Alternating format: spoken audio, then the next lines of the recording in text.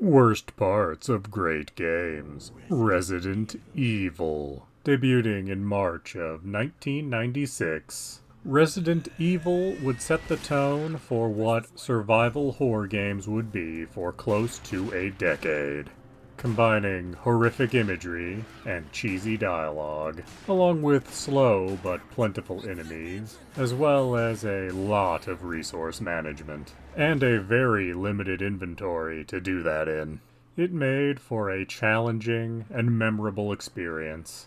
It would spawn many sequels, and many games would be inspired by it from other companies. But there is one real issue with the original Resident Evil. And this issue applies equally to both the 1996 original and the 2002 remake. Incidentally, we are using footage from the 2002 remake. And that is a cardinal sin of gaming that it boldly commits. And that is limiting your saves. If you want to save your progress, you have to use an ink ribbon. On normal difficulty, there are about 30 ribbons to be found. And yes, that is more than enough to get through the game with. However, because they are a limited resource, you always will debate with yourself of should I actually be saving right this second? Should I try to accomplish just a little more before I save? Which of course inevitably leads to you dying and losing your progress.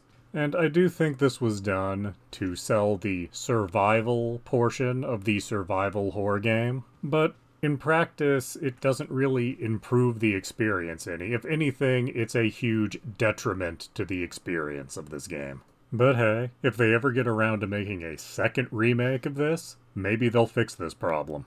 It's been over 20 years since the first time they remade it, and isn't it about time it got the Resident Evil 4 treatment like 2 and 3 did? Although honestly, I would be happy if it was exactly the same as the first remake, just without the need of ink ribbons to save. There are so many positives about Resident Evil, but the need of ink ribbons is a huge blemish on the game. Truly the worst part of this great game. Please do subscribe, comment, like, and tell your friends.